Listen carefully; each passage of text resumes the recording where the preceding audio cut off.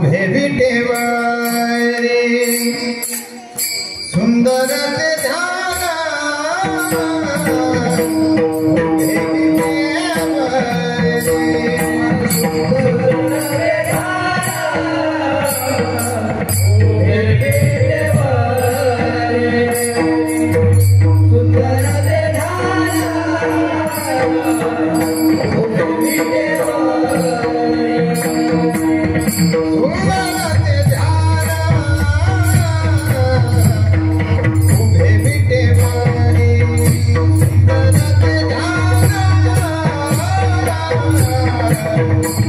उभे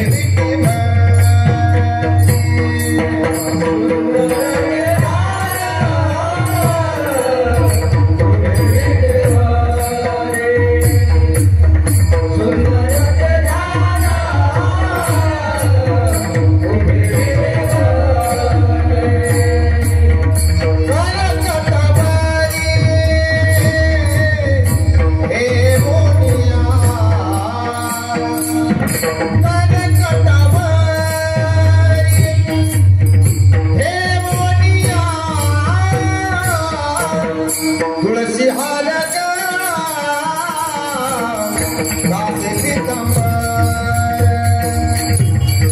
तुलसी हार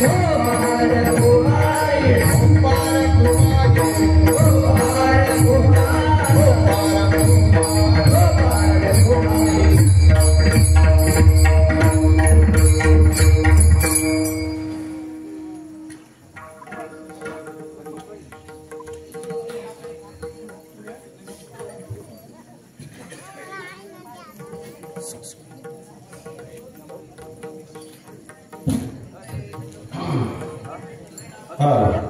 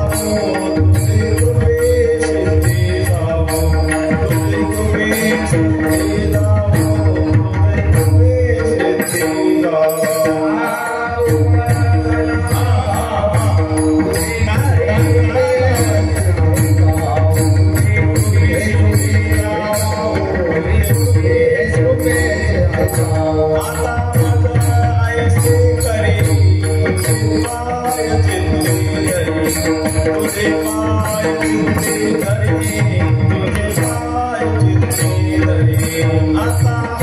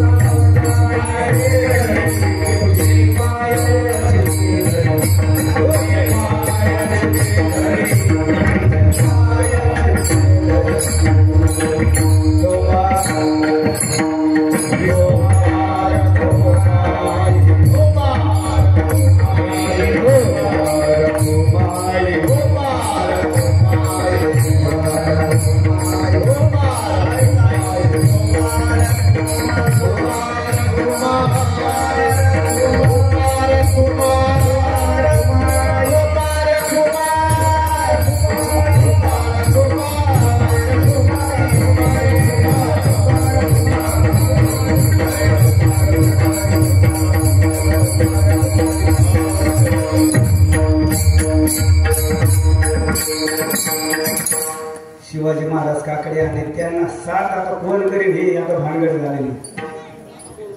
आता ते अमर महाराज भेटोली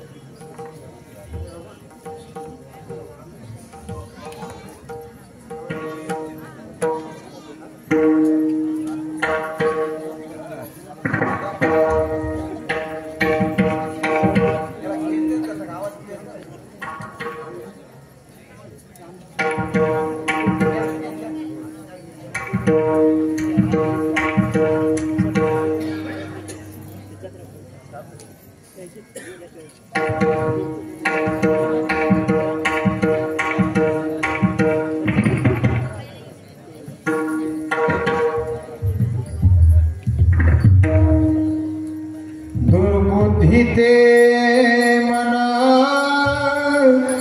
दुर्बुद्धी ते मना दुर्बुद्धी ते मना दुर्बुद्धी ते मना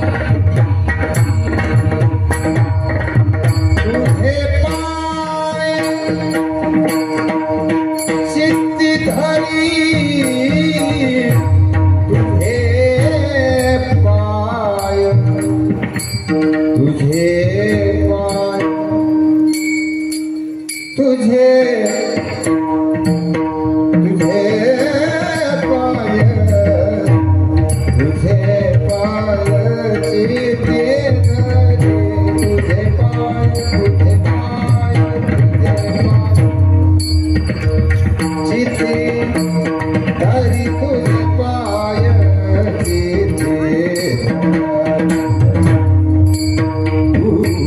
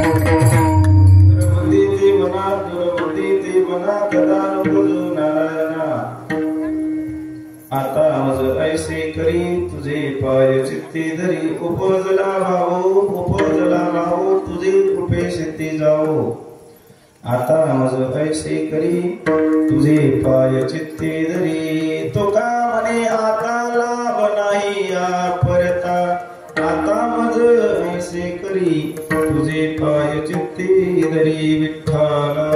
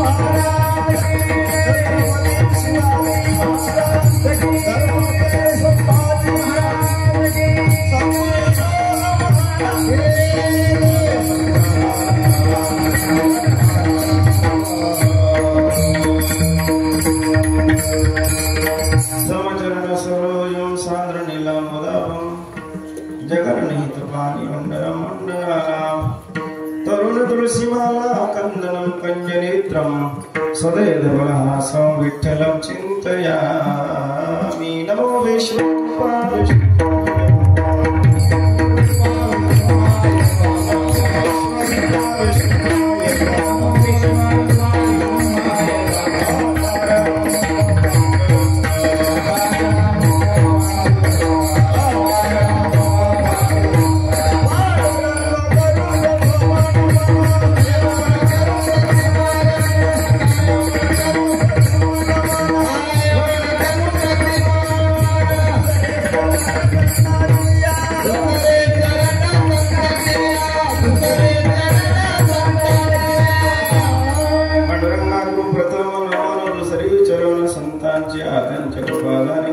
विस्तारो बाबाजी सद्गुरु दास तुका जया केलिया स्मरण होय सकल विद्यांचे अधिकरण तेची बंधू श्री चरण श्री गुरूंची ते नमस्कार ओम नमो अध्याय वेद प्रतिपाद्याय जय जय स्वसंवेद्याय आत्मरूपादेवा तोच गणेशो सकलार्थमति प्रकाशो मने निवृत्तिदासो अवधारी जोजी कलावद्य जीवोद्धरार्थावतारम कलांकांकते ज्योति कामोदिवक्त्रम खलानीशमादापनोदार्हदक्षम समाधिस्तोरतिं भजे ज्ञानदेव ओम नमो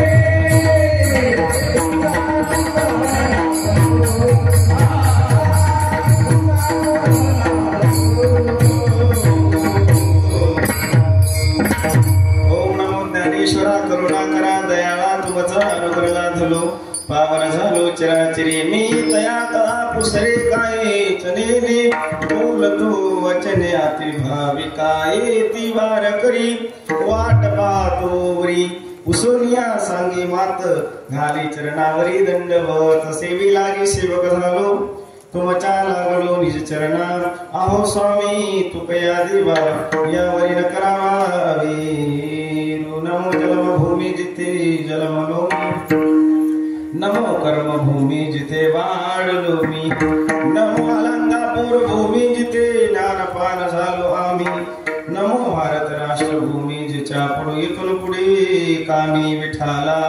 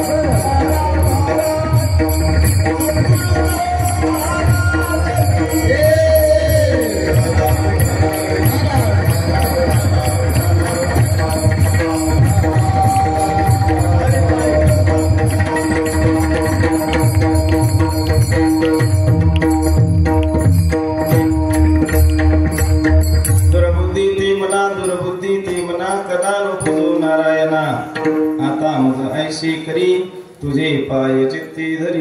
प्रस्तुत प्राप्त प्रसंगी कीर्तन रूपी सेवे कथा निवडलेला अभंग महान भगवत भक्त देवचे सुप्रसिद्ध साधू देव मान्य संत मान्य लोक मान्य जगद्गुरु तुकाराम महाराज यांचा उत्कृष्ट असा चरणाचा भगवान परमात्म्याकडे प्रार्थना करणारा अभंग आजच्या सेवेकरता निवडलेला आहे. विठाला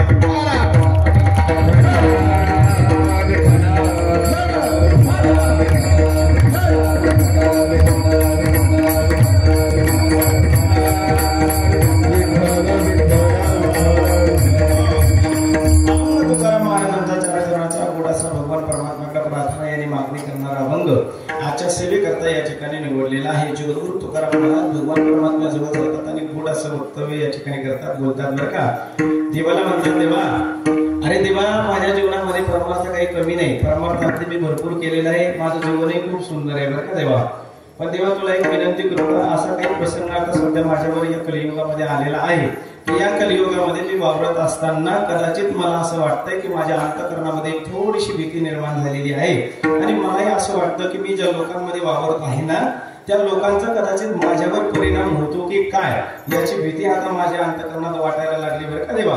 अरे जे माझ्या आजूबाजूला आहेत ना ती काही चांगली नाहीत बरं का. जे माझ्या आजूबाजूला वावरतात, विचार करतात, बोलतात, उठतात, चालतात, बसतात ना, अरे त्यांचं काही वर्तन मला बरं वाटत नाही गड्या देवा बरं. आणि देवा मी तुला सावध करतो आता, कारण माझ्या अंतःकरणात एक खूप अशी भीती वाटायला लागली. तुकाराम महाराज बोलतात, देवाला म्हणतात की देवा माझ्या जीवनामध्ये मला सध्या सद्बुद्धी आहे, पण कदाचित या लोकांच्या वागण्याचा जर माझ्यावर परिणाम जर झाला आणि माझ्या जीवनात भविष्यात कदाचित जर चुकीचं वर्तन होऊ शकतं ही शंका तुकाराम महाराजांना येते. आणि म्हणून तुकाराम महाराज देवाकडे बोलतात आणि सांगतात, देवा आता मला तू एकच काम कर, दुर्बुद्धी येते मना कदा नुपजो नारायणा. हे नारायणा मला कदापिही माझ्या जीवनामध्ये दुर्बुद्धी निर्माण होऊ देऊ नको असं जगद्गुरु तुकाराम महाराज देवाकडे बोलतात आणि देवाकडे सांगतात. मग देव म्हणतात, मग तुम्हाला दुर्बुद्धी नकोय तर मग अजून काय पाहिजे. त्यावेळेस देवाला तुकाराम महाराज बोलतात बरं का, हा आता मग ऐसे करी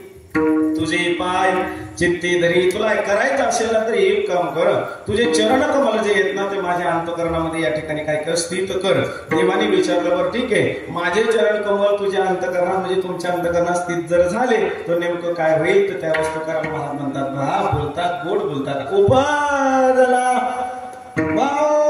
तुझे सिद्धी जाऊ. तुकाराम महाराज म्हणतात, उपजला भाऊ म्हणजे तुझ्याच या चरण कमलाचा परिणाम असा होणार आहे की माझ्या अंतःकरणामध्ये प्रेम निर्माण होणार आहे. आणि एकदा का हे प्रेम निर्माण जर झालं ना तर हे प्रेम सुद्धा तुझ्या कृपेनं सिद्धीला या ठिकाणी जाणार आहे असं तुकाराम महाराज गोड असं देवाकडे बोलतात. आणि बोलता बोलता शेवटी तुकाराम महाराज म्हणतात, देवा बस गड्या जीवनामध्ये आता याच्यापेक्षा लाभ मला दुसरा कोणताही नको. म्हणजे कोणता लाभ, जी सद्बुद्धी आहे ती टिकून ठेवू म्हणजे दुर्बुद्धी नको. बरोबर आहे, हा दुर्बुद्धी ते मना कथा नकोच नारायणा. आणि एक काम कर आता माझं ऐशे करी तुझे पाय चित्ती धरी. हे दुसरं. आणि तिसरं म्हणतात तुझे प्रेम मिळालं ना ते तुझ्या कृपेनं त्या ठिकाणी सिद्धीला जाणार आहे. यापेक्षा लाभ माझ्या जीवनामध्ये आता दुसरा तिसरा मला कोणताच नको.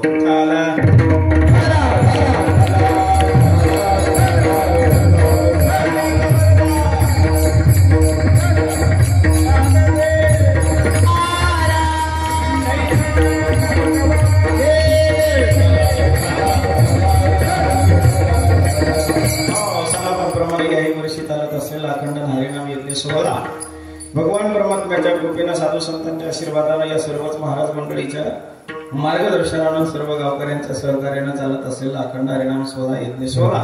त्यामुळे वर्ष 16व्या वर्षातली उपांत्य दिवसाची सेवा म्हणजे जागराची सेवा माझ्यासारख्या सामान्य माणसाला प्राप्त झाली. माझं मत भाग्य.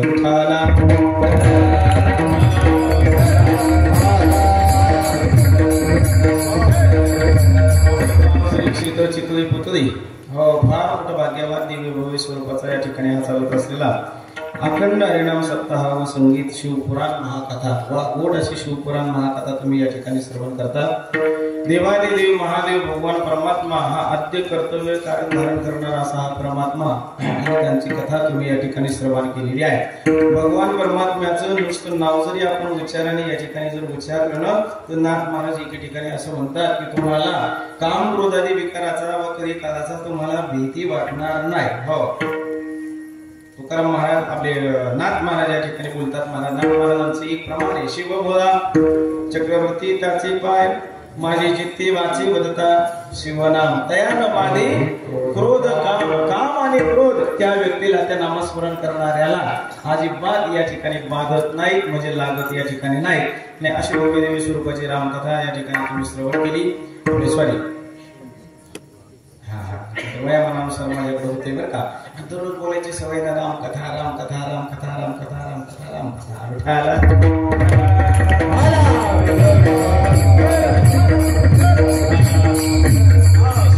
महाकथा ज्यांच्या मुखारविंदातून तुम्ही या ठिकाणी श्रवण केली असे परममित्र आदरणीय हरिभक्तपरायण ज्ञानेश्वरी महाराज खांडवे महाराजांच्या मुखातून या ठिकाणी कथा श्रवण केली. काल परवाच तुमच्या कार्यक्रमाबद्दल महाराजांनी मला परिपूर्ण अशी माहिती दिली. म्हणजे जरा बाबा काही अडचण नाही, गुड असे सिस्टीम आहे, गुड असे गायक आहेत, गुड असे वादक आहेत आणि सर्वात महत्वाचं गोड श्रोते मंडळी आहेत म्हणे बरं का. हो, त्यांनी मला बोरदडीला या ठिकाणी माहिती दिली. कीर्तनाला ते आले होते. महाराजांनी अगोदरच थोडासा परिचय दिल्यामुळं मी काही आता तुमच्यापेक्षा म्हणजे तुम्हाला काही जास्त नवीन नाही. आणि मलाही असं वाटायला लागले इथे उभं राहिल्यानंतर की तुम्ही सुद्धा मला काही जास्त नवीन आता नाही, असं काही हरकत नाही. असं धरून जर घेतलं तर मग आता येणारा जो काही 1-1.5 तास आहे तो अगदी सरळ आणि सोपा या ठिकाणी जाण्याचा या ठिकाणी सहज सुलभ उपाय या ठिकाणी हा होऊ शकतो. भव्य दिव्य स्वरूपाचा कीर्तनाला साथसंगत करणारे दास दिग्गज मंडळी या ठिकाणी उपस्थित आहेत. माझ्या या बाजूला उपस्थित असणारे मृदंग महर्षी दोन्ही इंद्र साक्षात प्रत्यक्षात या ठिकाणी तुमच्या गावामध्ये सेवा करतात बरं. हो, ही लक्षात घ्या तुम्ही. एकदा टाळी वाजून यांचं सर्वांचं स्वागत करा. हो, असं कारणास्तव महाराज इंद्रासाठी वाजवणारे या ठिकाणी आहेत. हरिभक्तपरायण त्यामध्ये या ठिकाणी गजानन बाबा उफाड आहेत. त्यानंतर हरिभक्तपरायण आमचे माऊली महाराज माझे ओठ बोलणार आहेत, पण ज्यांचे बोट बोललेत आतापर्यंत आणि इथून पुढे सुद्धा कीर्तनात बोलणार आहेत. संगीत विशारद असणारे हरिभक्तपरायण की आपल्या महाराष्ट्रात महाराष्ट्राच्या बाहेर आपल्या पंचकृषीमध्ये ज्यांचं फार मोठं नाव आहे असे हरिभक्तपरायण म्हणजे नुसते दिसायलाच उंच नाही तर आवाजाने सुद्धा उंच आहेत महाराज असे हरिभक्तपरायण आमचे शिवाजी बाबा आपले महाराज या ठिकाणी उपस्थित आहेत. अन्य टाळकरी मिनिकरी बाबापासून महाराजही गाण्याच्या साथीला आहेत, महाराज सुद्धा आहेत. सगळ्यांची नाव आता काही मला शक्य घेणं नाही, सर्व सगळेजण या ठिकाणी आहेत. तुम्ही सगळ्यात माझ्या डोळ्यात बसलेले आहेत. तुम्ही 2 जण कसं उंटून दिसणारे लोक जरा पटकन लक्षात येत असतात आहे की नाही. आता कशामुळं काय कसं आहे ते तुमच्या सगळ्यांच्या लक्षात आलेलं आहे. आणि मग इकडे एक दादा आहे जीन्स पॅन्ट विठाला.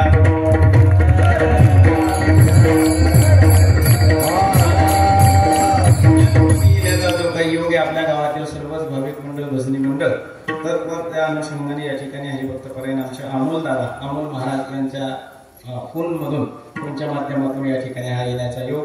माझ्या समवेत सुद्धा आमचे देवकीचे ग्रामस्थ अगदी या ठिकाणी 2-4 जण उपस्थित आहेत. त्यामध्ये बँकेमध्ये सर्व्हिस करणारे हरिभक्तपरायण आमचे समाधान साहेब भोसले सुद्धा आहेत. त्यानंतर हरिभक्तपरायण आमचे राजूभाऊ सरकटे आहेत. त्यानंतर हरिभक्तपरायण आमचे राजूभाऊ आढावे. त्यानंतर हरिभक्तपरायण आमचे याच गावातले तुमचे सरकटे असतील, या गावातील पंचायत समितीचे सदस्य आमचे प्रकाश भाऊ असतील, सरपंच असतील, तुम्ही सगळे मंडळी बरं का. हो, आणि तद्वत या ठिकाणी आमचे बंधू या ठिकाणी उपस्थित झालेले आमचे संतोष भाऊ सरकटे सुद्धा मला आशीर्वाद देण्यासाठी उपस्थित झालात. तुम्ही सर्व सुद्धा आशीर्वाद देण्यासाठी या ठिकाणी उपस्थित झालात. संकल्पित वेळेमध्ये 10च्या आत म्हणजे 1 तास आपल्याला या ठिकाणी उरलेला आहे. इकडं तिकडं न पाहता इकडं तिकडं लक्ष न देता सर्वांनी माझ्याकडे राहायचंय, माझ्याकडे पाहूनच या ठिकाणी कीर्तन ऐकायचंय. कीर्तन ऐकायचे म्हणजे असं ऐकायचंय की कानाने सुद्धा ऐकलं पाहिजे आणि डोळ्याने सुद्धा ऐकलं पाहिजे. एवढं दिव्यतेनं तेजस्वीतेनं सर्वांगाचं कान करून जर ऐकलं तर कदाचित हा अभंग लक्षात येण्याचा प्रयत्न होईल. विठाला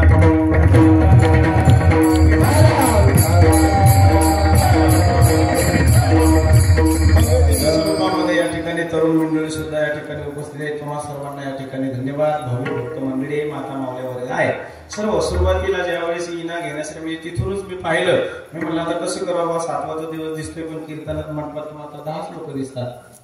थोडस मग परत जाणवलं की रोजची सवय आहे आपली. हो, कदाचित इथून उभा राहिल्यानंतर हो या वेळेस होईल, त्यावेळेस कदाचित लोक यायला सुरुवात होईल आणि कदाचित माझा मानस खरंच ठरला की तसंच या ठिकाणी सुद्धा झालं. माय बापा असं काही आता याच्या पुढच्या सप्ताहात होऊ देऊ नका बरं का. महाराज येण्याच्या अगोदर आपण आलं पाहिजे. विठाला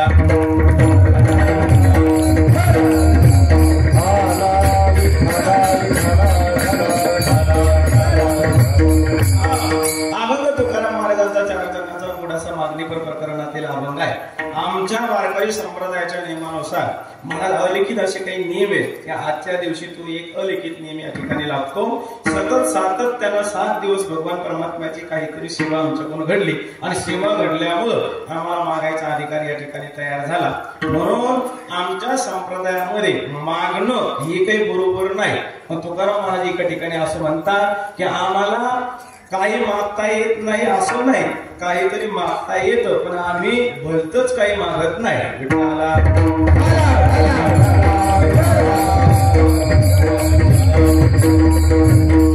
मागायचं नाही का काहीच मागायचं नाही? तुमचं काय मत आहे? मागायचं नाही का काहीही मागायचं नाही? कसं इकडे काहीही मागायचं नाही आणि काही मागितल्याशिवाय राहायचं नाही. तुकाराम महाराज एका ठिकाणी असं गोड म्हणतात की आमच्या वडिलांची रीत आम्हाला या ठिकाणी माहित आहे. वडिलांची रीत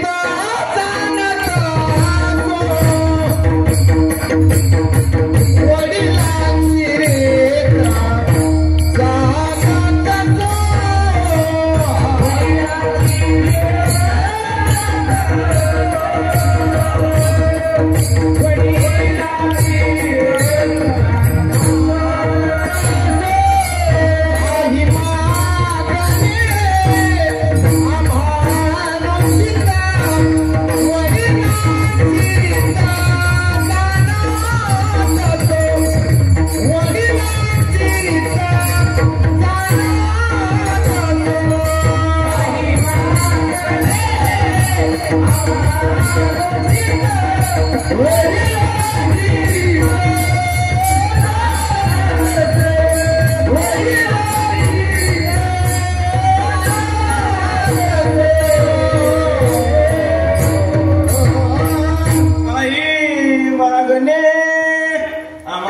रीत वडिलांची रीत जाणत असे. तुकाराम महाराज म्हणतात की काही मागणं आम्हाला अनुचित जरी असलं पण काही मागणं मात्र उचित या ठिकाणी आहे. आणि या अनुषंगानेच तुकाराम महाराज देवाकडे काहीतरी मागायला निघाले.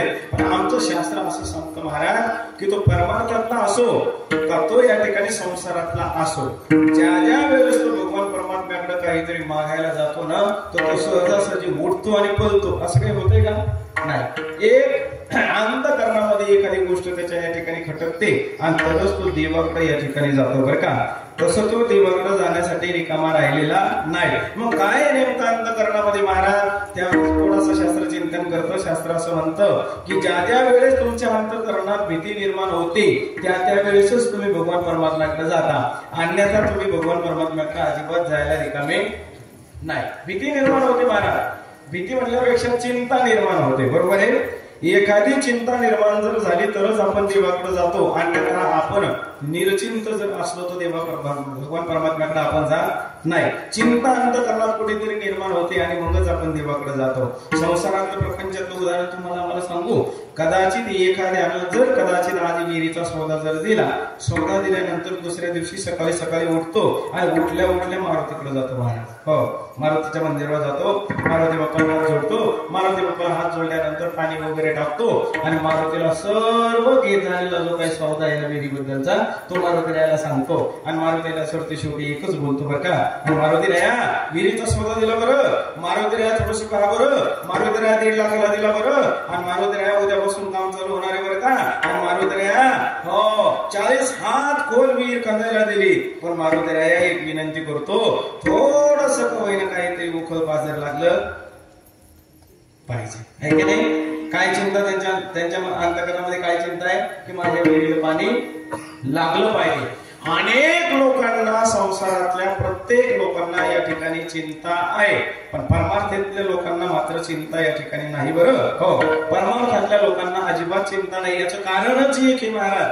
परमार्थातल्या लोकांना चिंता नाही याचं कारण असं आहे की भगवान परमात्मा प्रत्यक्ष पद्धतीनं त्यांच्या सोबत आहे. हरी आला हाता मग काहीची वय चिंता. भगवान परमात्मा त्यांच्या सोबत असल्यामुळे त्यांना चिंता नाही. पण तुम्हाला आम्हाला चिंता निर्माण झाल्याशिवाय राहत नाही. इथं बसलेले प्रत्येक जण महाराज काहीतरी चिंता आहे. महाराज ज्यावेळेस आम्ही आळंदी पंढरीची वारी काढतो ना आणि ज्यावेळेस तुमच्यासारख्या सामान्य लोकांना म्हणजे सगळ्यांना आमंत्रित द्यायला समाजामध्ये येतो त्यावेळेस म्हणतो चला ना दादा आळंदीला, ओ मावशी माय चला ना आळंदीला, ओ भाई चला ना आळंदीला. एखादी बाई आमच्याकडे येते ना, आम्हाला ती मावशी म्हणते बाबा मी आले असते. मला मग काय झालं, चला ना. नाही म्हणले बाबा मी येते, पण तुम्ही ज्ञानोबरायांना माझा एक निरोप देसाल का? म्हणलं काय निरोप तुमचा?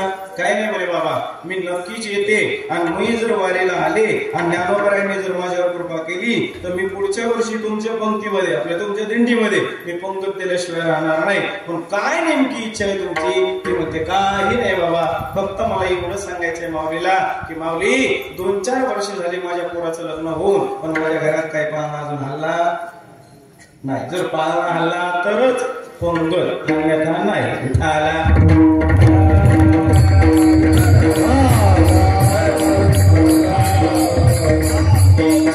प्रत्येक लोकांना चिंता आहे महाराज. चिंतेबरोबर कोणी या ठिकाणी जगू शकत नाही, जीवन जगत नाही. मला सांगायचा आहे मुद्दा की अशा अंतःकरणातल्या असलेल्या ज्या काही चिंता आहेत ना, या 3 पद्धतीत मोडल्या जातात, म्हणजे 3 प्रकारात मोडल्या जातात. पहिली चिंता महाराज ऊर्ध्वगामीची आहे, दुसरी चिंता स्थिरतेची आहे, आणि तिसरी चिंता अधःपतनाची आहे. विठाला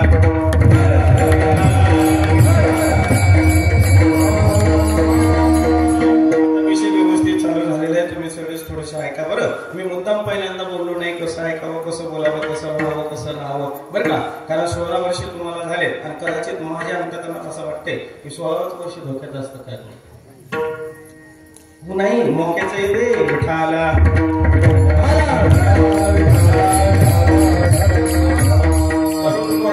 काय 16व्या वर्षी फार मोक्याचं आहे महाराज. आमच्या ज्ञानोबरायांनी 16व्या वर्षीच काय केली, ज्ञानेश्वरी लिहिली महाराज. काय आपला तो ज्ञान आहे हो ज्ञानेश्वरीतलं महाराज. बघा हो, एक शब्द जसा काय असा उचलून घ्यावा महाराज. गरण पटला तो हृदय पटलापर्यंत एखादा जर शब्द गेला ना, तर तुमच्या आमच्या अंतःकरणात बदल झाल्याशिवाय राहणार नाही. फक्त तो शब्द आपल्याला कळायला पाहिजे. आणि तुम्हाला सांगू का बाबांनो, तुमच्याकडे पारायण झालंय का ज्ञानेश्वरीचं? होतंय का सप्ताहामध्ये? आहे ना? वा वा वा वा. मग ज्ञानेश्वरीचं पारायण तुम्ही करता तर भाग्यवान मंडळी. हा जी काही ज्ञानेश्वरी हाताळणारी मंडळी आहे ना, त्यांना एक नम्र विनंती करेल की ज्ञानेश्वरी सुद्धा अशी धडकन उचलू नका, धडकन ठेवू नका, तिला झटकू नका. तिला फार कोळी बरोबर हो ज्ञानेश्वरी दररोज वाचता जरी नाही आले ना, तर देवाऱ्यामध्ये ज्ञानेश्वरी ठेवा, तिचं पूजन करा, तिचं दर्शन घ्या. एक ना एक दिवस त्या ज्ञानेश्वरीतला अर्थ तुम्हाला कळाल्याशिवाय राहणार नाही. आणि तिचं पारायण करत जा बरं. पारायण म्हणजे आम्हाला तर वाचता येत नाही, नुसतं माऊली माऊली माऊली माऊली म्हणा, एवढं जरी नाही आलं तुम्हाला, ज्ञानेश्वरी ज्ञानेश्वरी ज्ञानेश्वरी ज्ञानेश्वरी एवढं जरी म्हणा. महाराज कुठपर्यंत म्हणायचे, कुठपर्यंत पारायण करायचे? महाराज जोपर्यंत तुम्ही नारायण होत नाही तोपर्यंत पारायण. विठाला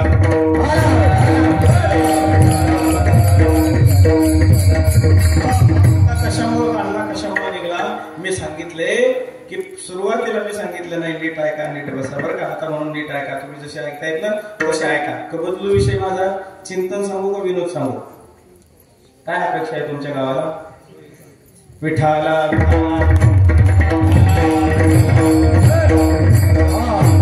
दादांनी सांगितली मला सूचना की तोही सांगा आता. मग आता पहिलं सांगतो, असं ऐका महाराज, येड्या गबाड्यासारखं ऐकू नका बरं का. येड्या गबाड्या माणसाचं काही खरं नाही महाराज, अगदी काही खरं नाही. जसं की त्याला प्रत्येक गावात सांगकाम्या म्हणतात. सांगकाम्या माणसाचं काही खरं असतंय का? काय का नाही? कुठलं सांगितलं काम सांगकाम्या, सांगितलं की काम कर काम, काय नाही. जे करतो ते त्याला नीट माहित नसतंय की आपण काय करतो, त्याला काय म्हणतात? सांगकाम्या. असंच एका गावात होत महाराज सांगकाम्या. सांगकाम्या माणूस होता, त्या पाटलाचं काम पडलं बघा दादा.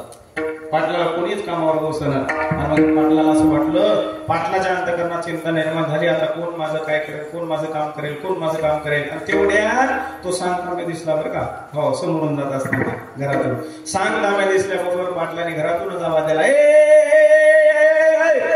आवाज दिला मला. आला सांगकाम्या. काय म्हणले पाटील, काय काय काम? काय नाही म्हणले, अरे माझ्या गोठ्यामध्ये काशीवाडा घोडा आहे, त्या घोड्याला फक्त अर्धा पाऊण तास काय करायचं, थोडस फिरून आणायचं, म्हणे थोडस चढवून आणायचंय. तो म्हणाला काही हरकत नाही पाटील, पण या घोड्याला हे माहित नव्हतं की त्या घोड्याला कसं चालायचं. घोड्याला चालण्याचे सुद्धा काहीतरी खुणा आहेत महाराज. गाढवाने घोडं तर तुम्ही साधं समजू नका. हो, गाढवापेक्षा घोडं बी लय आपल्याला, घोड्यापेक्षा गाढव बी लय हुशार आहे बरं का. त्याचं नाव फक्त वाईट ऐकायला भेटतं आपल्याला, नाही तर ते लय हुशार आहे महाराज. गाढवाचे गुणधर्म जर तुम्हाला सांगितले ना, तुम्ही आश्चर्यचकित व्हाल, एवढे गाढवाचे गुणधर्म आहे. पण मला सांगायचे नाही, मी घोड्याचे सांगणार आहे. घोडा चरायला सोडायचा होता महाराज, घोडा चरायला सोडायचा आहे. त्या पाटलाने गोट्याकडे हात केला, त्याला दाखवला, त्याने घोडा तो सोडला. जसा घोडा सोडला त्याला कासरा होता, लगाम होता, सगळ्या गोष्टी होत्या महाराज. घोडा चरायला न्यायचा गावाच्या बाहेर नेला, जंगलात नेला आणि आता घोडा चरायचा, काहीतरी खानापुना आहेत ना. घोड्याला चालत असताना एक तर पूर्णतः सोडून देऊ नये, म्हणजे एक तर त्याचा लगाम ठेवावा किंवा त्याचा कासरा तरी ठेवावा किंवा मागचा पाय पुढच्या पायाला बांधावा आणि मगच घोडा चरायला सोडावा. पण हे या घोड्याला माहीत, लक्षात येते तुमच्या, हे त्या घोड्याला माहीत नव्हतं. महाराज त्यांनी घोडा सोडला. शिवाजी बुवा असा घोडा होता तो, काय सांगा तुम्हाला, काठेवाडी घोडा होता. त्याने लगामही काढून घेतला, कासराही काढून घेतला, मागचा पाय पुढचा पाय हा सुद्धा बांधला नाही. आणि जसा घोडा असा सुटला महाराज, असा सुटला, top top top top top top top top top, ज्यांना संभाजीनगर, नगर, पुणे, आळंदी जाऊन विठाला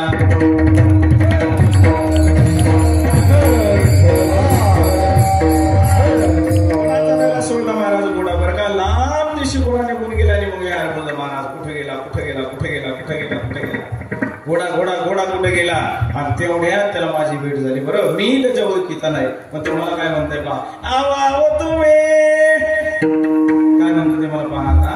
हो, ते मला म्हणताय आव आव तुम्ही, ज्याच्या घरी होतो आम्ही. आता मला काय माहिती कोणाच्या घरी होता, बरोबर आहे. आणि त्याच्या हातात काय होता, लगाम होता, लगाम, बरोबर आहे.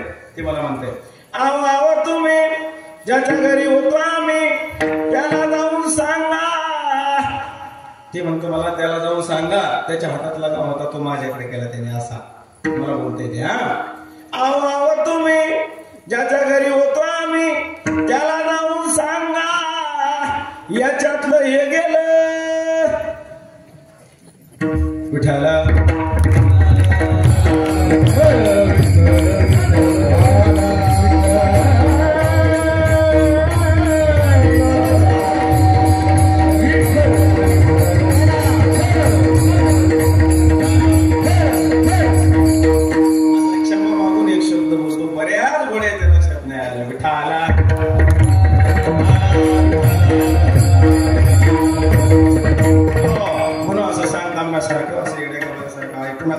गोड आहे का, मला सांगायची चिंता निर्माण होती आणि मगच माणूस कुठे जातो. हो, येड्यासारखं ऐकलंच नाही पाहिजे महाराज. येडे काही सुधरू देत नाही. दोन येडे होते महाराज, एक येडा या गल्लीन चालला आणि एक येडा त्या गल्लीन चालला. कोणता, एक येडा या गल्लीन चालला आणि एक येडा या गल्लीन चालला. या गल्लीत जाणारा येड्याच्या हातात पिशवी होती, तो येडा येणारा रिकामाच होता. पिशवीवाला येडा त्या येड्याला काय म्हणतो माहितीये का, अरे अरे अरे ए रामभाऊ, ए रामभाऊ, अरे माझ्या पिशवीत काय आहे हे जर तू सांगितलं तर पिशवीतले अंडे तुला देतो. समजलं का महाराज. परत तो प्रश्न विचारतो, परत सांगतो, अरे अरे अरे अरे आहे, माझ्या पिशवीत किती अंडे आहे हे जर तू सांगितलं तर 8च्या 8 अंडे तुला देतो. आज परत तो म्हणतो, अरे जर कदाचित या पिशवीतले कशाचे अंडे आहे हे जर तू सांगितलं तर कोंबडी सगळं देतो. आता पुढच्या येड्याने काय म्हणायला पाहिजे महाराज, ते पुढचं येडं म्हणत होतं 10 मिनिटं थांब, मी विचार करून सांगतो. विठाला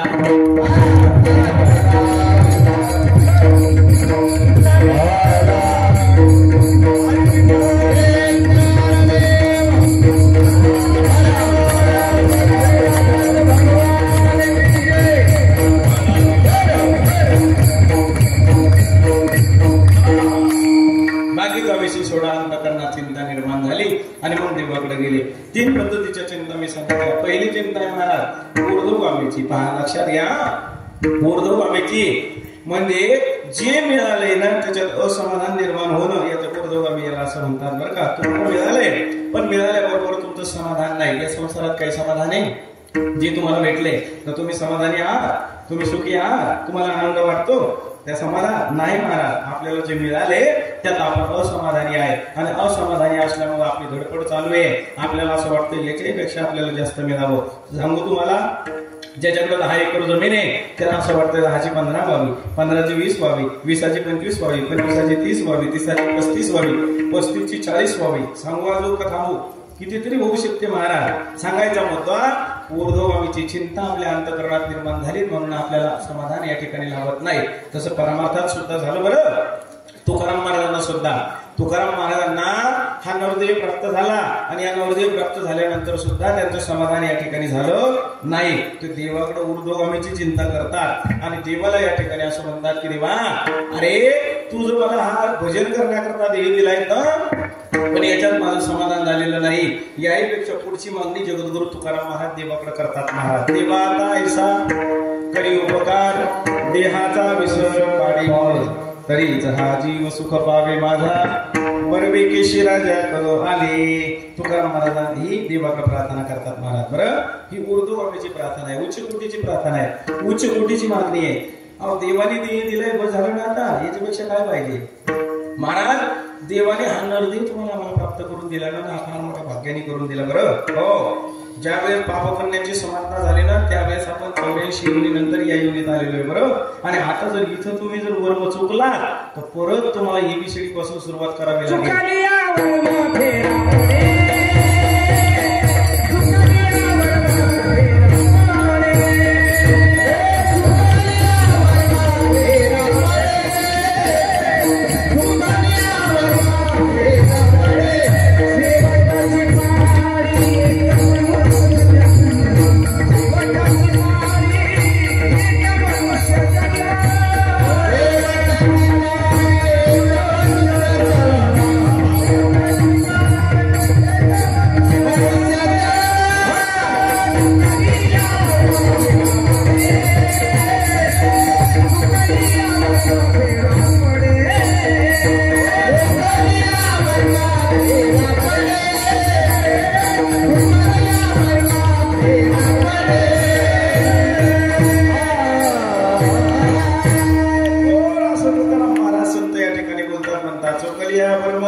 फेरापुढे एकदा का तुम्ही आता इथं चुकलात नाही या नरदेवाला येऊन, तर मग तुमची फजिती झाल्याशिवाय राहणार नाही, असं आमचे संत या ठिकाणी सांगतात. बरं, म्हणून आता तुम्ही आम्ही फजिती करून घेऊ नका. आता सावध व्हा. सावध झालो हरेच्या आलो जागरणा लक्षात घ्या. आपण सावध झालं पाहिजे. पण तुकाराम महाराज म्हणतात देवा, अरे हा नरदेव तू प्राप्त कशा करता करून दिला माहितीये का. देवी दिला देह म्हणा तो या झाला पाटा बाधी केला. देवाने कशा करता हा देव दिला आपल्याला. भजना करता दिला का भोजना करता दिला. बोला बोला बोला बोलत चाल. माय कशा करता. ए माय इकडे पा ती माय विठाला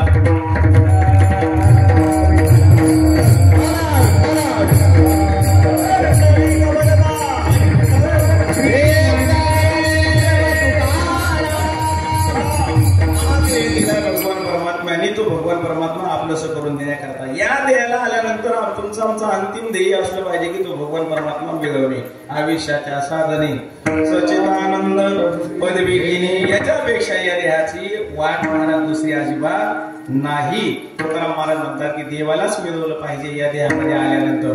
कुठपर्यंत तुम्ही आता किती वेळा जन्मा यावी नित्य व्हावी कुठपर्यंत असं करणारे माय बापा.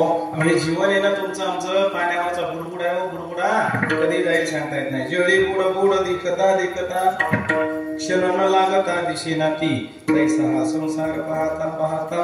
हो लक्षात घ्या. बरं, नामदेव महाराजांनी खूप असं वर्णन केलं. महाराज या जीवनाचं काही खरं नाही. हे आयुष्य तुम्हाला एकदा भेटलाय, नरदेव भेटला, मग आता या नरदेवात आलात ना तर मग भजन करून घ्या. भजनासाठी दिलेला आहे एवढं मात्र तुम्ही नक्की या ठिकाणी ध्यानात ठेवा. मग तुकाराम महाराजांना विचारलं, महाराज भजनासाठी देह दिलाय तरी सुद्धा तुम्ही देहाचा विसर मागता. म्हणजे वर्षी मागणी झाली की नाही. देह मिळवून देणं हे मागणी करायला पाहिजे. देहाचा विसर कशामुळे म्हणता. त्यावेळेस तुकाराम महाराज गुड असं बोलतात आणि सांगतात. तुकाराम महाराज म्हणतात देवा, आणि या देहाला नटवण्यात हटवण्यातच मी मागा लागलो आणि म्हणून तुझ्याकडे माझं काही लक्ष लागत नाही. म्हणून आणि या देहाचं मला माहिती आहे. हा देह मला कधी सोडून जाईल हे सुद्धा मला सांगता येत नाही. क्षणभंगूर नाही भरोसा किंवा क्षणोक्षणी हाची करावा विचार करावा यावर नाशिवंत देह जाणार सकल आयुष्य ठाकू काळ सावधान. तुकाराम महाराज म्हणतात हा देह नाशिवंत आहे हे माझ्या लक्षात आलं आणि म्हणून मी हा नाशवान होण्याच्या अगोदरच तुझ्याकडे प्रार्थना करतो. देवा आता ऐसा करी उपकार, देहाचा विसर पाणी मोज. महाराज देवाने हा आपल्याला देह निर्माण करून दिला, पण कधी याबद्दल आपण विचार तरी केला. एवढा मोठा देवाने देह दिलाय. बरं देवाने हा देह तुमचा कधी वाढवला तुम्हाला कळाले का. तुमच्या डोक्याचे मिशीचे दाढीचे केस देवाने कधी काळ्याचे पांढरे केले कळाले. आपल्या हातात ती शक्ती आहे. बर बाल्यपणा अवस्था आपली कधी निघून गेली कळाले बाबा. तरुणपणा अवस्था कधी आली हे कळालंय, ही म्हातारपणाची अवस्था कधी आली हे कळालंय, सुरतीच्या काळावर पडल्या हे कळालंय, याचं बोलणं झालं हे कळालं, अजिबात कळालं नाही. यापेक्षा देवाने अजून काय करायला पाहिजे? बरेच असे काही अभागी लोक आहेत महाराज या जीवनामध्ये, या जगामध्ये, की एवढं देवाने देऊन सुद्धा देवाकडे जात नाही. आमचे साधू संत त्यांनी सांगायचा प्रयत्न केला महाराज, कार्य नाटविशी देवाशी कोशी तू जगाशी एकला तो बाला दूध कोण करीतो उत्पत्ती वाढवे श्रीपती सगळे दोन्ही पहा भगवान परमात्म्याची लीला आणि कौतुक पहा. लक्षात घ्या. अरे का तुम्ही या देवाला मानत नाही? त्या देवाने तुम्हाला एवढं सगळं दिलं, देह दिला, पण तुकाराम महाराज म्हणतात देह सुद्धा नाशवाने.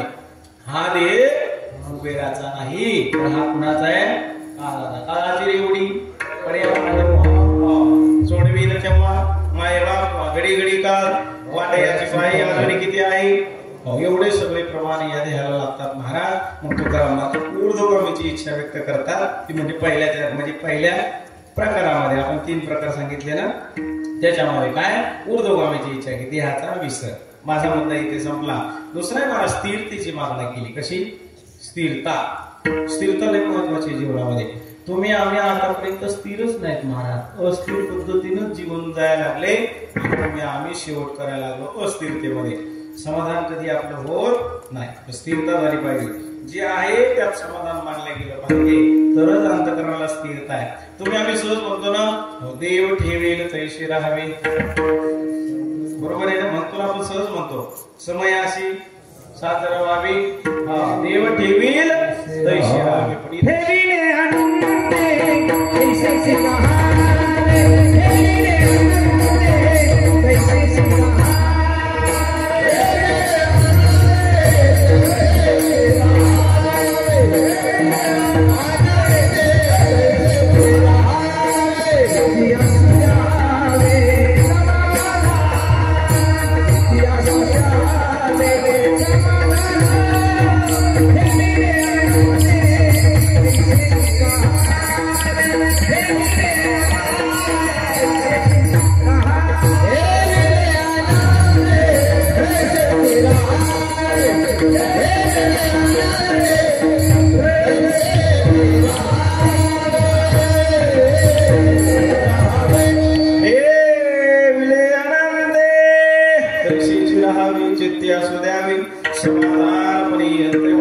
चित्ती समाधान भेटते नाही. पण एक स्थिरता अशी सांगितली की तुम्हाला अगदी स्थिर देणार हवं. म्हणजे सांगू का, पहिल्यांदा मी तुम्हाला शेतीचं उदाहरण दिलं होतं, तेच उदाहरण आता देतो मला. पहिल्यांदा आपल्याला असं वाटत होतं 10 ची 15 कधी होईल, 15 ची 20 कधी होईल, बरोबर आहे.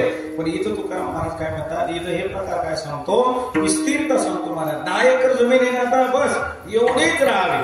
10 ची 8 पण होऊ नये आणि 10 ची 12 पण होऊ नये. याला म्हणतात महाराज स्थिरता. बऱ्याच वर्गात तुकाराम महाराजांनी स्थिरता निर्माण केली महाराज. सुंदर ते ध्यान उभे वरी करकटावरी ठेवून या तुळशी हार गळा मासे पितांबर आवडी निरांतर हेच ध्यान. देवा चकार निर्माण केला. बरं, चकार असं सांगतो एकाची व्यावृत्ती, अनेकांची व्यावृत्ती, एकाची प्रवृत्ती. लक्षात घ्या. एकाला सिद्ध केलं, अनेकांना सोडून दिलं. हा चकार सांगतो महाराज. चकार लय महत्वाचा आहे. हेच ध्यान देवा. कमरेवरचे हात खाली पण करू नको, पायातला अंतर जास्त पण करू नको, इकडे तिकडे अजिबात हलू नको. हेच ध्यान मला या ठिकाणी दाखव. ही झाली महाराज स्थिरतेची चिंता. हे दुसरा प्रकार झाला. आणि तिसरा प्रकार आहे महाराज अधःपतनाची चिंता वाटते. काय वाटते? अधःपतन होतं की काय, जे आहे त्याच्यामध्ये सुद्धा असमाधान निर्माण होणं. स्थिरतेच्या खाली म्हणजे कसं? उदाहरणार्थ आता जमिनीच देतो तुम्हाला. 10 एकर जमीन आहे. त्या 10 एकराच्या जमिनीतलं काय कर आता? मला असं वाटतं तेव्हा 12 तर होणारच नाही, पण 8 झाल्याशिवाय राहणार नाही. काय झाली महाराज? अधःपतनाची चिंता झाली. अधःपतन म्हणजे खालची बाजू. असंच तुकाराम महाराजांना सुद्धा काय झालं? भीती वाटली महाराज. म्हणजे कशाची? त्या काळातल्या लोकांच्या समवेत वागण्याची, महाराज वागण्याची भीती वाटली. आता सुद्धा तुम्हाला आम्हाला या लोकांसोबत वावरत असताना भीती वाटते. बरं, की कदाचित असं वाटतंय की एखाद्या व्यक्तीचा आपल्यावर परिणाम होतो की काय. परिणाम 100% ठरलेलाच महाराज. तुम्ही अगदी झोपेतून उठल्यापासून तो झोपेत जाईपर्यंत प्रत्येक क्रिया करा आणि त्या प्रत्येक क्रियेचा परिणाम झाल्याशिवाय राहणार नाही. पहिली गोष्ट श्रवणाचा परिणाम होतो, दुसरी गोष्ट तुमच्यावर संगतीचा परिणाम होतो. माहिती तुम्हाला श्रवणाचा परिणाम लय वाईट आहे महाराज. चांगला ऐकाल तर चांगला परिणाम आणि वाईट ऐका तो वाईट परिणाम झाल्याशिवाय राहणार नाही. बरं लक्षात घ्या महाराज. म्हणजे श्रवणाचा परिणाम होतो याची जाणीवच आम्हाला नाही. कसं काय होतो सांगू तुम्हाला.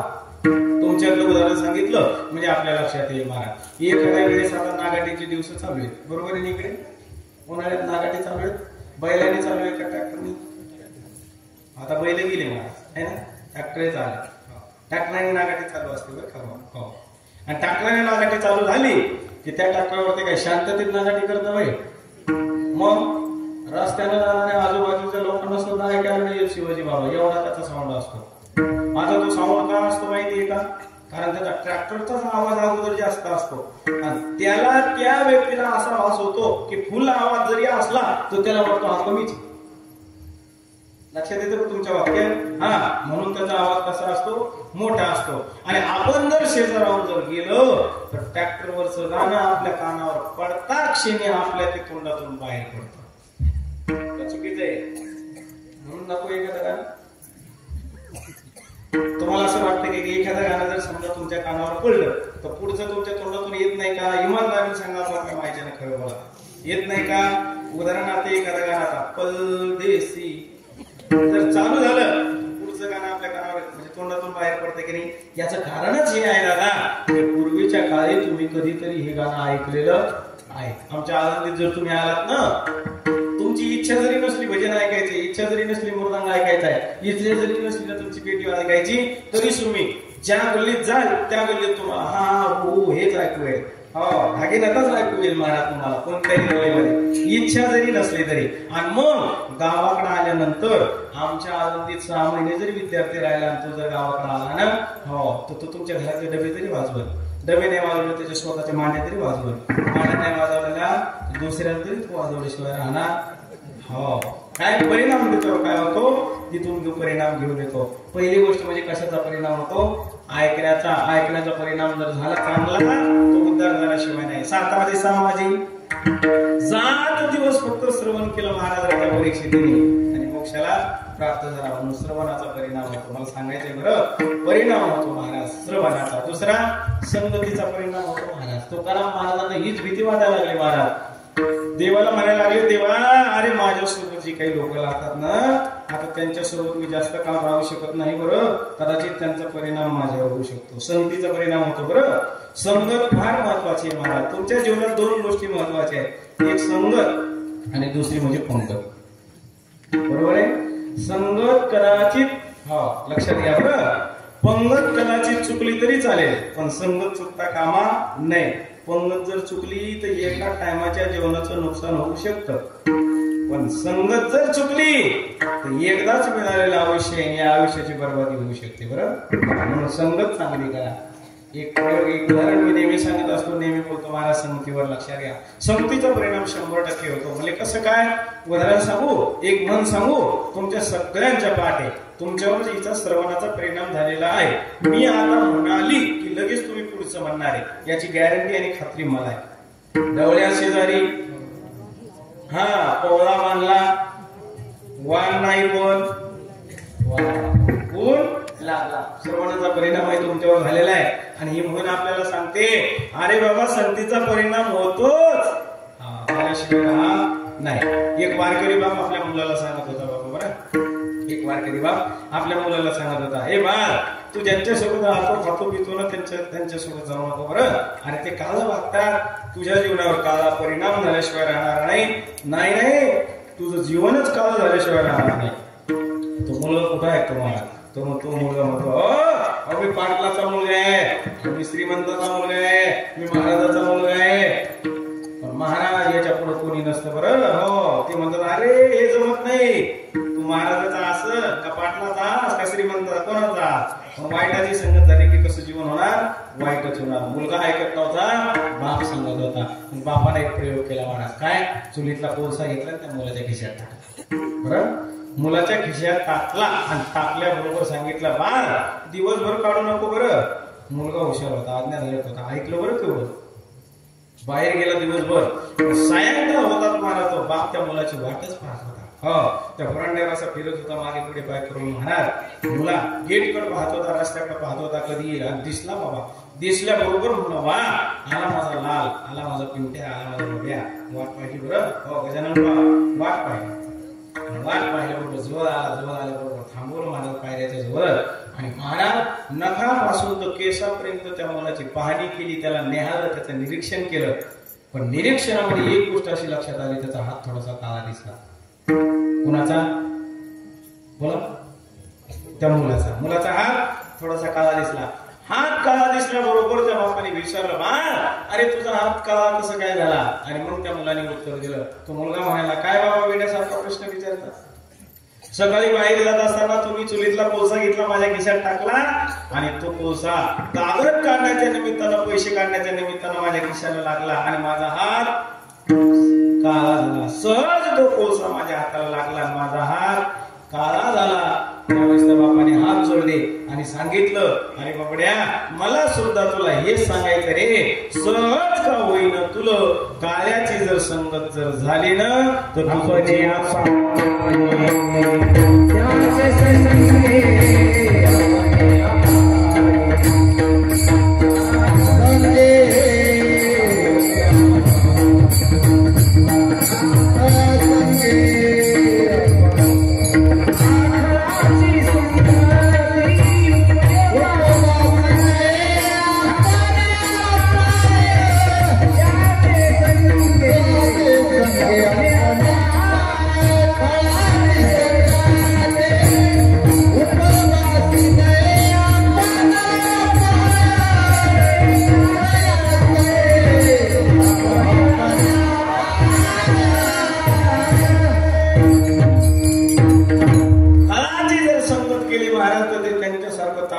करतात म्हणून संगत चांगल्याचे करायच्या ठिकाणी मला डेकनाच्या संगी हे राजू गंगला कुसंगे नाडीला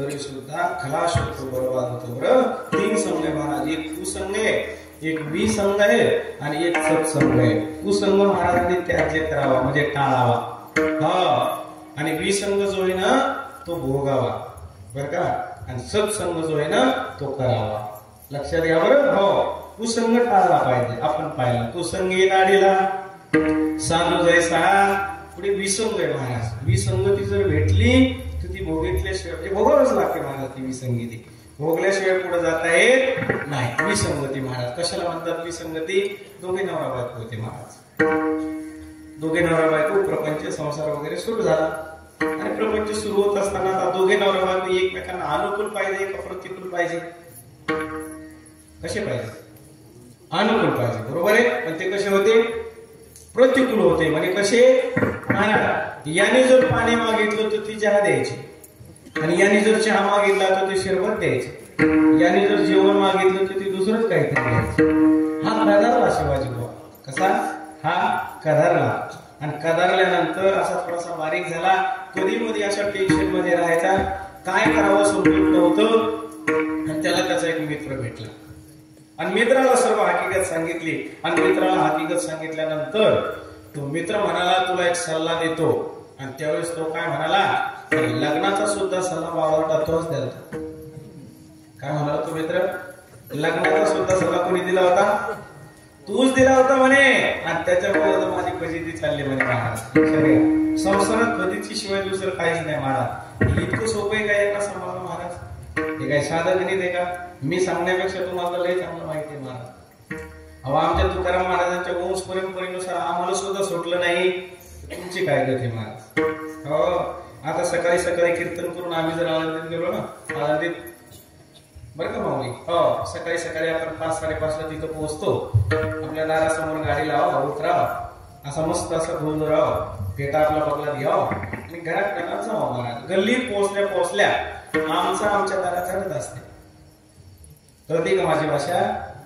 आमच्या दारात आमच्या अंगणात काय करत असते, झाडत असते. नुसते एकटं नसतं ते, कोणा शेजारी पाजारी 2-4 लक्ष्मी तिथे झाडत असतात. महाराज आम्ही गेलो, आम्हाला तिकडून जर पाहिलं, पदर ठेवलेला असतो, झाडू हातात असतो, आम्हाला पाहिल्याबरोबर उभं राहणार आणि असं म्हणणार, असं करून आला बाई आमचा सप्ताह. इतकं सोपं आहे का? हो महाराज आम्हाला तरी सप्ताह म्हणत असतील. मी तर म्हणतो गजानन बुवा आणि माऊली जर घरी गेले तर डायरेक्ट म्हणत असतील, आला बाई आमचा महिना विठा आला.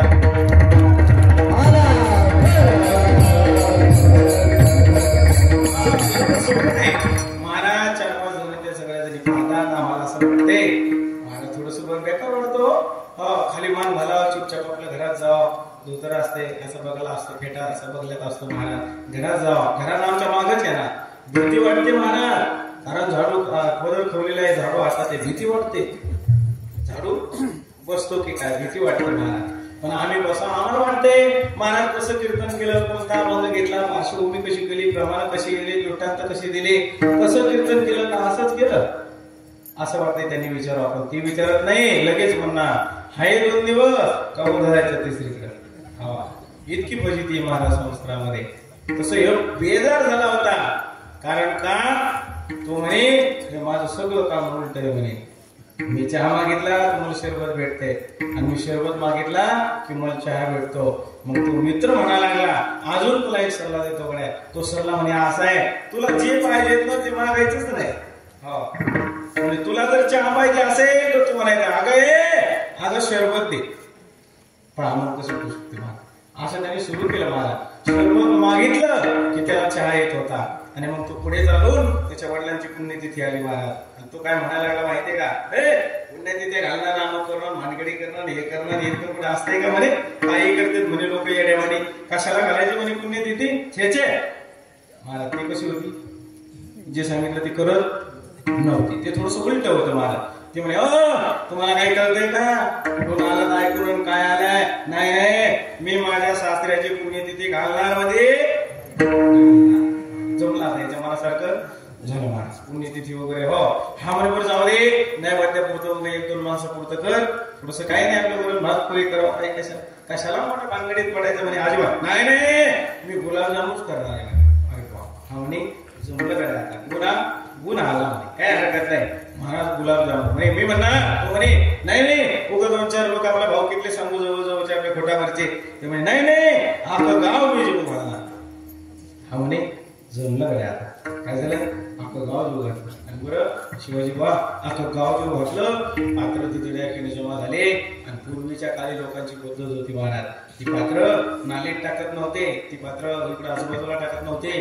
ती पात्र घ्यायचे आणि गंगेमध्ये पवित्र पाण्यामध्ये सोडायचे. बरं गंगेमध्ये पवित्र पाण्यात. आता ते राहिलंच नाही तर सांगावं का त्याला महाराज. आता ते पात्र महाराज हा काय म्हणे, जाऊ दे म्हणे, हे लोक कुठं ते पात्र इकडं तिकडं टाकतात म्हणे, जाऊ दे आपल्या त्यांना गंगेत टाकण्यापेक्षा इथंच आपण त्याला फुटून देऊ म्हणे.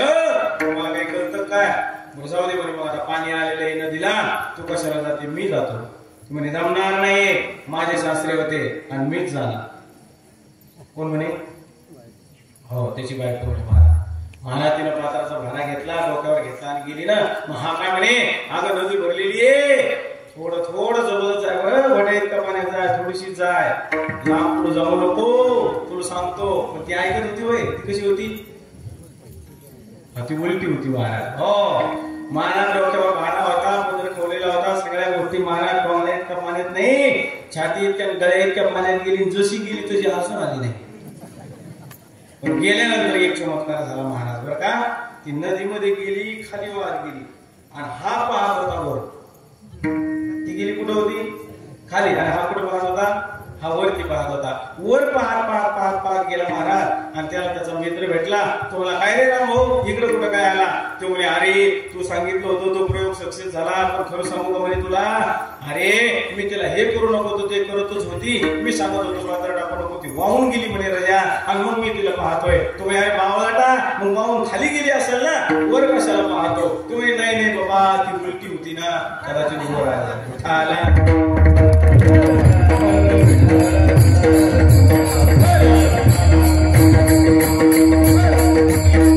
ही विसंगती आहे महाराज, ही विसंगती भोगावी लागते महाराज. आणि सत्संगती काय करावी लागते? करावी लागते महाराज. हो, जाणीवपूर्वक करावी लागते. हा, विसंगती महाराज भोगावी लागते, कुसंगती टाळावी लागते, आणि सत्संगती काय करावं लागते? भोगावी लागते महाराज. मूर्खाची संगत तुम्ही तुमच्या जीवनामध्ये कधीच होऊ देऊ नका, कारण का तुमचं जीवन मूर्ख झाल्याशिवाय राहणार नाही. एक सांगू तुम्हाला, सज्जन आणि दुर्जन दोघे जण जर सोबत वागायला लागले ना, तर सज्जनाची किंमत दुर्जनाला प्राप्त न होता दुर्जनाची किंमत सज्जनाला प्राप्त होत असते. वाक्य नीट आहे का?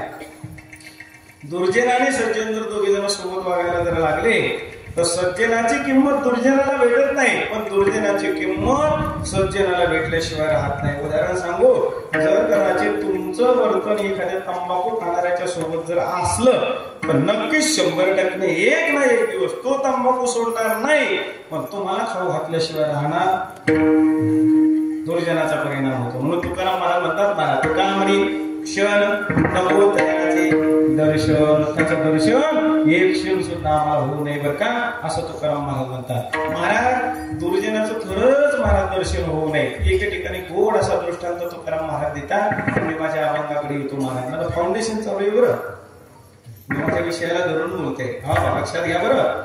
तुकाराम महाराजांवर याच लोकांचा परिणाम झाला आणि एक भीती निर्माण झालेली, ती मला पुढे सांगायची आहे. तुकाराम महाराज म्हणतात, अरे तुम्ही जर दुर्जनाच्या संगतीत जर लागलात तर तुमचं जीवन सुद्धा दुर्जनासारखं झाल्याशिवाय राहणार नाही. ते काय करतात?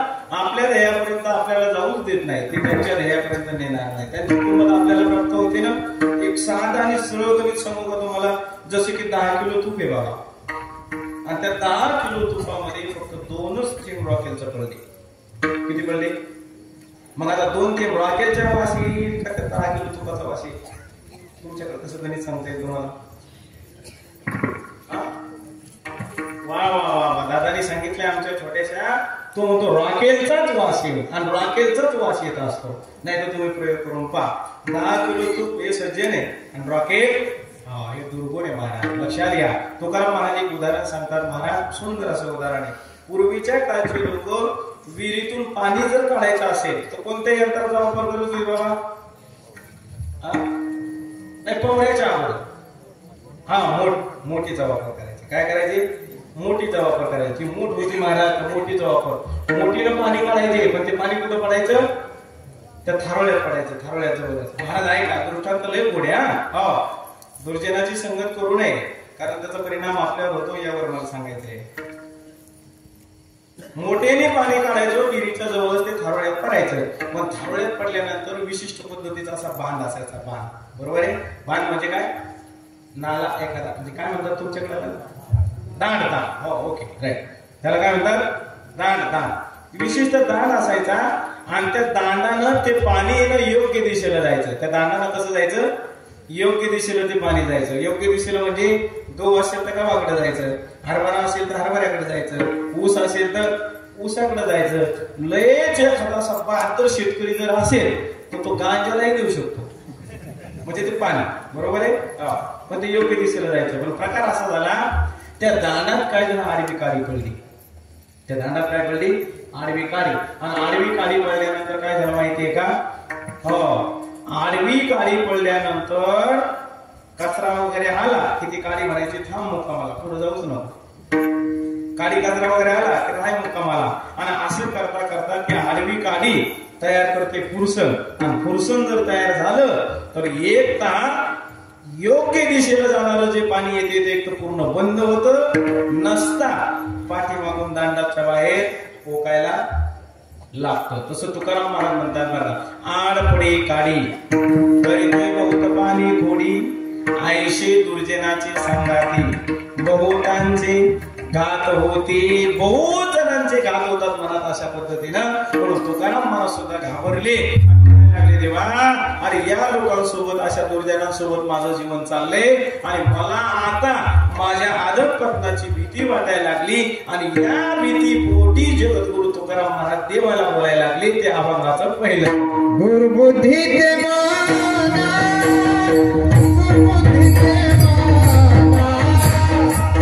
गुरुबुद्धी ते माना, गुरुबुद्धी ते माना, गुरुबुद्धी ते माना.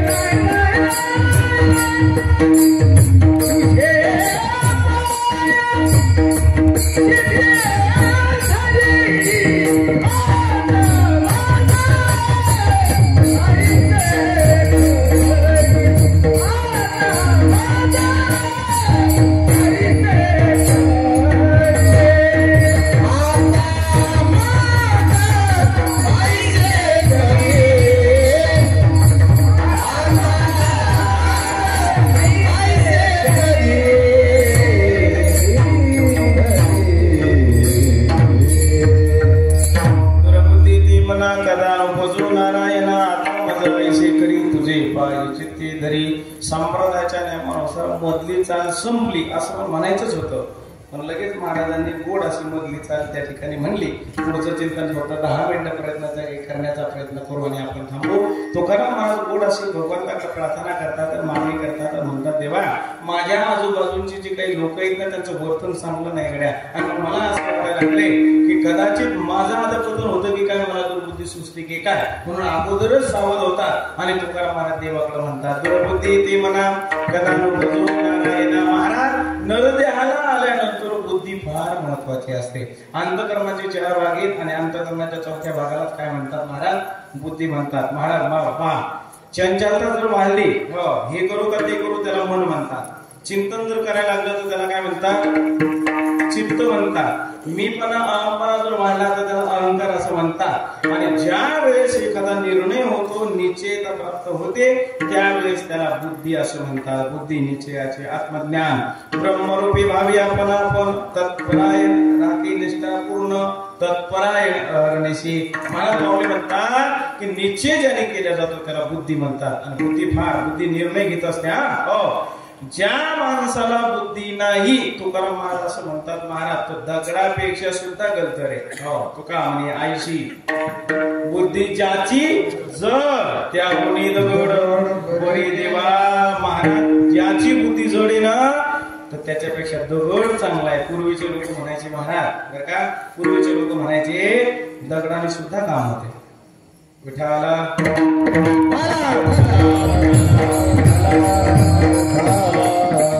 जी काही कीर्तनातले विनोद होते ना 5G रेंजचे होते महाराज. 5G ज्यांच्याकडे ही रेंज असेल त्यांना कदाचित हे सगळे दृष्टांत विनोद हे कळले असतील. पण महाराज मला सांगायचे त्यापेक्षा दगड बरे असं तुकाराम महाराज म्हणतात. आणि पुढे एकदा महाराज असं म्हणतात महाराज एकदा आता तुम्हाला हे जीवन भेटलेलं आहे, तुमची बुद्धी जर विचित्र पद्धतीने चालत जर असेल, म्हणजे खोडकर जर असेल तुमची बुद्धी, एका वेळानेच असेल, एका वेळाने एखाद्या सज्जनाला त्रास देणारी जर असेल, तर मग आता एक काम करा, मागुता नाही मनुष्य देह पालट धरारे काही, मागुता नाही मनुष्य देह. महाराज बुद्धीचा पालट करून घ्या, पुन्हा तुम्हाला हा मनुष्य देह भेटणार नाही. आणि मग जी वाईट चालणारी जी बुद्धी आहे ना तर ती चांगल्या मार्गावर आणायचा प्रयत्न करा. बुद्धीचा पालट नेमका कसा करायचा याचा एक दृष्टांत सांगतो आणि थांबतो.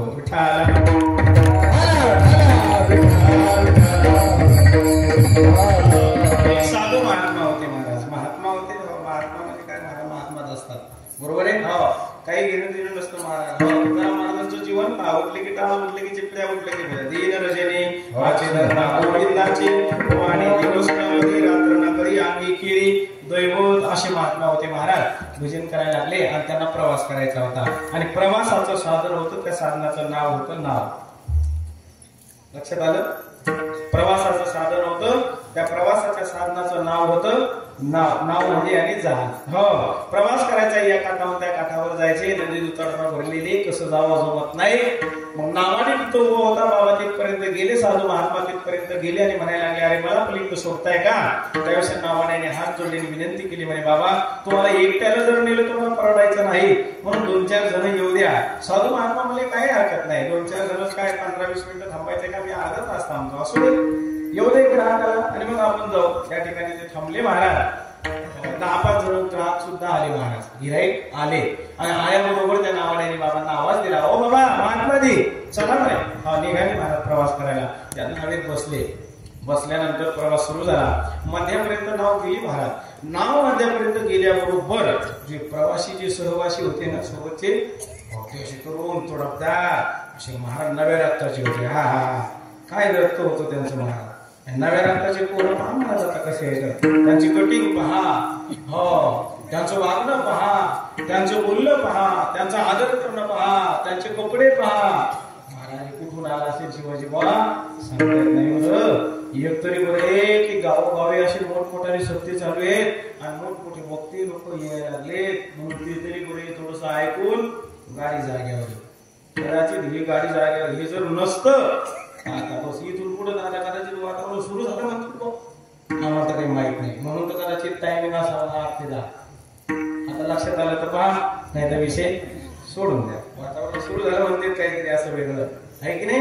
हो महाराज माणसं बिघडवण्याचा कारखाना म्हणजे दर 5 वर्षानंतर निर्माण होत असतो, बरोबर आहे. आणि माणसं घडवण्याचा कारखानाच म्हणजे आमची आळंदी नित्यानं तयारी त्याची चालू आहे. माणसंच घडवते, दुसरं काही घडवत नाही. वारकरी घडवते आमची आळंदी. बरं तुम्ही आळंदीत येऊन पहा. हो लक्षात घ्या. बरं मी कुठे सांगत होतो आता, तरुण रक्त महाराज प्रवासाला साधू महात्मा बसलेले आणि मग ते तरुण रक्त काय शांत बसतो साहेब. एक जणांनी कोणीतरी साधूची गाडीच ओढावी, एक जणांनी साधूचा कपडाच ओढावा, एका जणांनी कुठेतरी कमंडलच ओढावं, एका जणांनी गाडीच ओढावी, एका जणांनी काठीच ओढावी. महाराज हे असं चालू असताना साधू महात्म्यांना त्याचा परिणाम अजिबात होत नाही, पण भगवान परमात्म्यावर परिणाम झाल्याशिवाय राहत नाही. त्याचं ब्रीद महाराज बघता राखी गुरुजनाक्षी संवारी. हो महाराज साधूला त्रास व्हायला लागलाय, भगवान परमात्मा प्रगट झाले आणि साधूला बोलायला लागले महात्माजी तुम्हाला समजत नाही, तुम्हाला कळत नाही, अहो ते त्रास देत आहे तुम्हाला, द्या ना त्यांना उत्तर. महात्माचा स्वभाव असा असतो महाराज. पहा तुम्ही तुम्हाला गोड महाराज मी सांगेल उदाहरण, तुमच्या डोळ्यासमोरचे तुम्हाला सगळ्यांना माहिती आहे ते उदाहरण. महात्मा व्यक्तीकडं तुम्ही म्हणजे साधूकडं कोणत्याही भावनेने जरी गेले तर तुमचा उद्धारच करतात साधू. मारण्याच्या भावनेनं जा, कल्याणाच्या भावनेनं जा, कशाच्याही द्वेषाच्या भावनेनं जा, कशाच्याही जा. हो नाथ महाराजाकडे येऊन थुकण्याकरता गेला होता, म्हणजे चांगल्या भावनेने गेलता नाही. सांगू तुम्हाला, हो वाल्याकोळी म्हणतो ना आपण, वाल्याकोळी हा नारद महर्षीकडं मारण्याच्या भावनेनं आला होता. पण काय केलं त्यांनी, हो थुंकण्यासाठी आलेल्या व्यक्तीला काय केलं, प्रसाद देऊन मुक्त केला. तुम्हाला माहितीये ही साधूची भूमिका असते. ते महात्मा म्हणायला लागले देवा अहो जाऊ दे ना, 10 मिनिटाचा प्रवास मला तिथं उतरायचे, ते त्यांच्या मार्गाने मी माझ्या मार्गाने. बुद्धीचा पालट मला सांगायचं बरं इथं थोडासा गोड आहे का. हो महात्मा म्हणायला लागले जाऊ दे देवा, पुढे त्यांच्या नादी लावता. पण देव काय साधे का महाराज, देवाचं वर्तन सोपं नाही. देव महाराज माणसातले दुर्गुण नाही संपवत, देव माणसाला संपवतो. ध्यानात घ्यावा त्या. संत तसं नाही करत, संत दुर्गुण संपवतात, माणसं तशीच ठेवतात. खदांची व्यंकटे सांडव तया सत्तर विरती प्रस्फुरी पडो मैत्र जीवांचे. पहा लक्षात घ्या, इकडे पहा. मला सांगायचा आहे मुद्दा की साधू महात्म्यांचं वर्तन एकदम चांगलं असतं. साधू महात्मा महात्मा महात्मा असतात. महाराज विठाला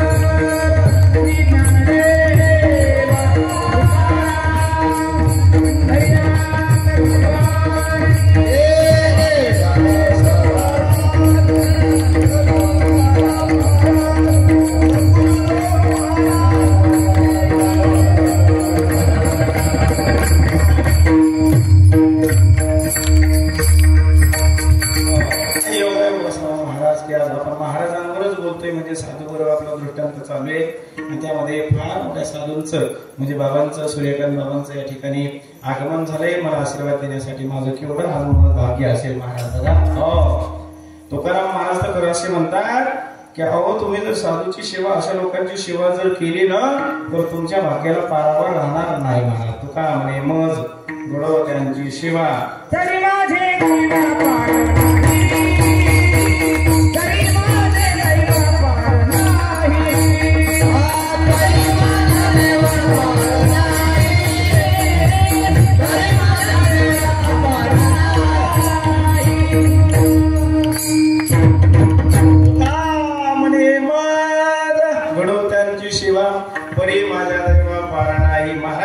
अशा साधूंची महात्म्याची सेवा जर आपल्याला घडली ना तर आपल्या भाग्याला सीमा राहत नाही. महाराजांचे बांध राहत नाही, असं ओसंडून भाग्य वाहतं महाराज. पण कधी त्यांची सेवा घडल्यानंतर मला त्यांची सेवा सांगितली. त्यांची म्हणजे कुणाची? दारू पिणाऱ्याची, सट्टा खेळणाऱ्याची, गीता भागवत करीती श्रवण अखंड चिंतन विठोबाची त्यांची सेवा. आणि अशा महात्म्यांचा दृष्टांत चालू आहे. आणि महात्मे महाराज या ठिकाणी अवतीर्ण झाले. मला आशीर्वाद देण्यासाठी माझं मूलच भाग्य. विठाला महात्माजींना त्रास देत आहेत ती महात्मे, बरं का? ती लोक त्रास देत आहेत. कोणीतरी दाढी ओढते, कमंडल ओढते, पण देव जागृत झाले. का? देवाचा स्वभाव मी बोलून गेलो. भक्ता राखे पायापाशी दुर्जनाशी संवारी. देव म्हणायला लागले, ओ महात्माजी बघा ना त्यांच्याकडं, त्यांना बोला ना काहीतरी. पण महात्मा म्हणायला लागले, नाही, महात्मा ते महात्मा असतात. मी एक दोन उदाहरणं तुम्हाला सांगितलेत महाराज. अजून सांगू का तुम्हाला? एक भाव सांगतो महाराज मूवीचा. 9व्या ती मूवी येतात ती पूर्ण माझ्या पाठ नाही, पण भाव मात्र सांगायला काही हरकत नाही. तिचा फक्त अर्थ सांगतो. एक लोखंडाची जात आहे महाराज, आणि ती लोखंडाची जात जागृत झाली. आणि ती लोखंडाची जात जागृत झाल्यानंतर ती कुऱ्हाड एक लोखंडाची ती म्हणायला लागली, म्हणे या जगामध्ये अशी एक जात निर्माण झाली म्हणे की ती जात आमचं अस्तित्व संपायला लागली म्हणे. म्हणजे कोणती जात? परिसाची जात. काय करते ती? लोखंडाचं अस्तित्व संपवते महाराज. कारण लोखंडाचा आणि परिसाचा जर सहवास जर झाला तर काय होतं? लोखंडाचं सोनं होतं महाराज. मग त्या कुऱ्हाडीला लोखंडाच्या रागच आला महाराज. ती म्हणे आता जाते आणि आताच्या हात त्या परिसाच्या डोक्यातच पडते म्हणे. म्हणजे काय होईल? परिस खलास होऊन जाईल. अशी कोणाची भावना? त्या लोखंड त्या कुऱ्हाडीची महाराज. तिने तसंच केलं. ती कुऱ्हाड जीच गेली त्या परिसाच्या डोक्यातच महाराज अशी आदळली महाराज. आदळल्या बरोबर आगा पेडावयाच्या लागी. कशाला गेली होती? त्या परिसरा ओढायला गेली होती. पण झाला सहवास झाला. परिसराला लागल्या बरोबर सोन्याची तसं महाराज हा सामान्य जीव जर साधूच्या सहवासात जर गेला तर या सामान्य जीवाचं म्हणजे लोखंडाचं सुद्धा काय होऊ शकतं? सोनं होऊ शकतं. म्हणून महात्मांची सेवा केली पाहिजे. पण ते सेवा करत होते का? नाही, त्रास देत होते. देव भयानक रागवले महाराज. आणि देव म्हणायला लागले, महात्माजी जर तुम्हाला त्यांना शिक्षा करता येत नसेल तर मला सांगा, आताच्या आता म्हणे ही नाव मी आताच पलटी करतो. असं समजा की हे कीर्तन त्यांच्या तेरवीच. असं कोण म्हणायला लागले? देव म्हणायला लागले. पण महात्मा म्हणायला लागले, नाही नाही असं करू नका बरं. आणि मग पुढे बोलायला लागले. आणि बोलता बोलता महात्माने हात जोडले. आणि देवा तुम्हाला जर करायचंच असेल ना तर एक काम करा म्हणे. म्हणजे काय काम करायचं? आताची सध्या मला त्यांची बुद्धी जी त्रास देण्याची होत आहे ना, त्यांची बुद्धी कशी म्हणे आता मला जी त्रास देते ना, तर एक काम करा म्हणे देवा, यांची बुद्धी काय करा आता तुम्ही पालटून टाका. बुद्धीचा पालट धरारे काही मानवता नाही मनुष्य देह. यांची बुद्धी जर तुम्ही पलटून जर टाकली, त्रास देणारी बुद्धी माझ्या जवळ येऊन बसेल आणि कुठल्या तत्वावर चर्चा करेल. आणि चर्चा जर झाली तर ते जीवनमुक्त ज्ञान त्यांना या ठिकाणी भेटल्याशिवाय राहणार नाही. म्हणून माय बाबा अशा पद्धतीने जर तुम्ही आम्ही सुद्धा जर बुद्धी बदलून जर घेतली तर आपल्या जीवनाचं कल्याण होणार म्हणजे होणार. तसं तुकाराम मला सावध झाले. आणि मग देवाला म्हणायला लागले, देवा मला सद्बुद्धी आता आहे, पण देवा कदाचित कधी पण मला दुर्बुद्धी होऊ देऊ नको. दुर्बुद्धी ते म्हणा कदा उपजू नारायणा. ज्ञानेश्वर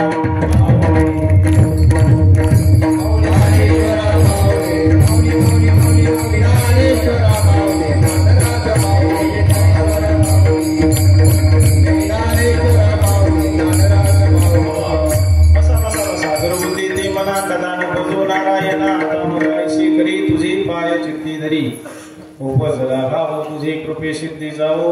आता मज ऐशी करी तुझे पाय चित्ती धरी. तो का म्हणे आता लाभ नाही या परता. आता मज ऐशी करी तुझे पाय चित्ती धरी. यथामती यथावकाशी अलंकार थोडक्यात बोलण्याचा या ठिकाणी प्रयत्न केला. भगवान परमात्म्याच्या कृपेने साधू संतांच्या आशीर्वादाने चालत असलेला अखंड नाम सोहळा आणि त्यातल्या उपांत्य दिवसाची म्हणजे